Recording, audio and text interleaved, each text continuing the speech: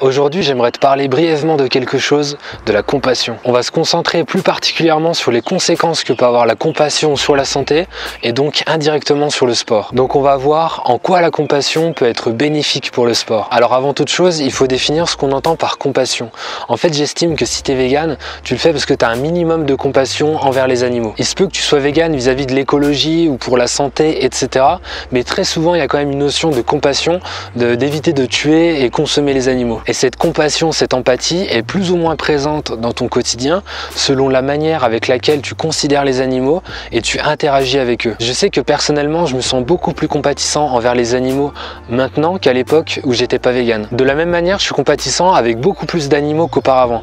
Par exemple, avec les insectes, j'ai pu remarquer ça et du coup, c'est peut-être quelque chose que tu as remarqué toi aussi si tu es vegan. Et ça peut te paraître dingue, mais j'ai aussi beaucoup plus de compassion pour les humains, mais ça on le verra peut-être dans une autre vidéo. Du coup, pour en revenir au sujet, quels sont les liens entre la compassion et le sport? D'ailleurs, quand je dis compassion, j'englobe aussi les humains, pas que les animaux, mais c'est simplement pour faire le parallèle, en fait, tout simplement parce que c'est beaucoup plus facile, je pense, de parler de compassion, de lier le véganisme avec les animaux quand on parle de compassion. Être compatissant te rend plus heureux et être plus heureux a énormément d'impact positif sur la santé et donc sur les objectifs sportifs. Déjà, quand tu es plus heureux, tu vas diminuer ton taux de cortisol.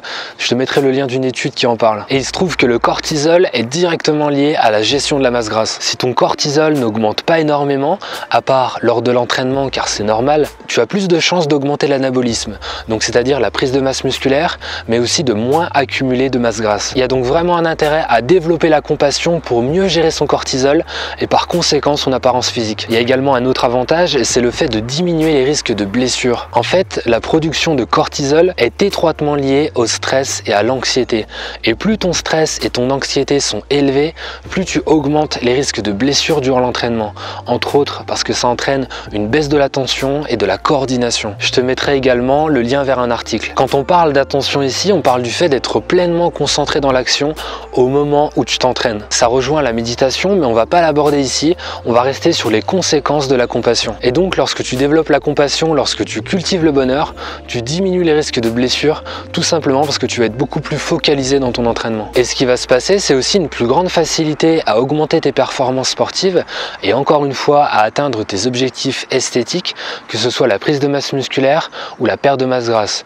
Tout simplement parce que, comme on vient de le voir, tu seras beaucoup plus concentré dans ton entraînement et que tu te blesseras moins souvent. Enfin, il y a un troisième intérêt qui rejoint les deux précédents, c'est le fait que de mieux contrôler ton cortisol grâce à la compassion et le bonheur va te permettre de renforcer tes défenses immunitaires. Donc c'est-à-dire encore une fois de moins te blesser, mais aussi de moins tomber malade. Et qui dit moins malade dit plus d'entraînement et donc plus de chances d'atteindre tes objectifs sportifs. Il y a donc vraiment beaucoup d'intérêt à développer la compassion. Ça va bien au-delà du simple fait de vouloir aider les autres. Je te laisse là-dessus avec le lien de mon guide gratuit pour démarrer maintenant la nutrition sportive vegan. Essaie de développer cette compassion petit à petit.